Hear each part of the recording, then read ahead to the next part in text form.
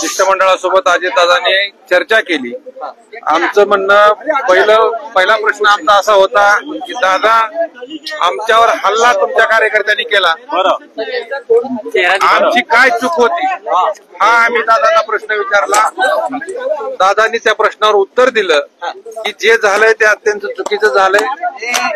महाराष्ट्राच्या राजकारण समाजकारणामध्ये अशा प्रकारच्या गोष्टी नाही व्हायला पाहिजे। त्याच दिवशी मी ऍक्शन घेतली म्हणून त्यांनी मला सांगितलं, त्या कार्यकर्त्याला किंवा त्या पदाधिकाऱ्याला मी पक्षातून काढून टाकले।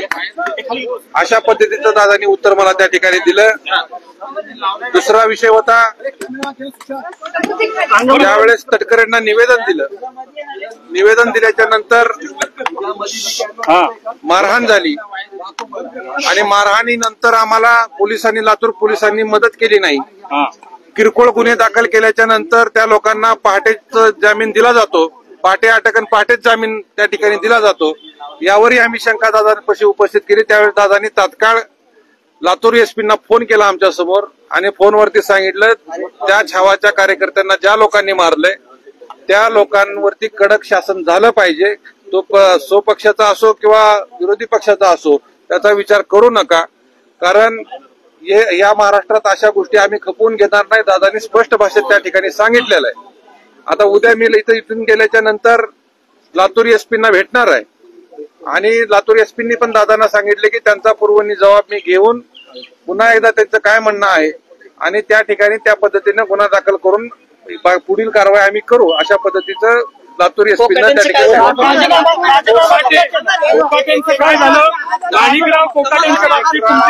माणिकराव कोकाटेंच्या बाबतीत अजितदादा पवार यांना आम्ही निवेदन सांगितलं की दादा अतिशय असंवेदनशील कृषी मंत्री आपण या ठिकाणी राज्याला दिलेला आहे।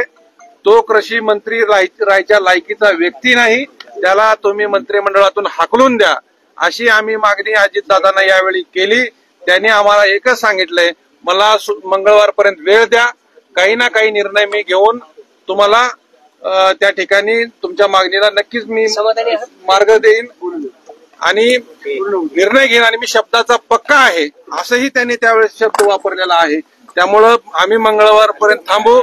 जर मंगळवारपर्यंत माणिकराव कोकाटेंचा राजीनामा नाही झाला तर छावा संघटना आणि महाराष्ट्रातले शेतकरी पुन्हा एकदा अजितदादा पवार यांच्या विरोधामध्ये महाराष्ट्रभर आंदोलन केल्याशिवाय राहणार नाहीत, एवढं या ठिकाणी आजच्या पत्रकार परिषदेच्या माध्यमातून मी आपल्याला नमूद करतो।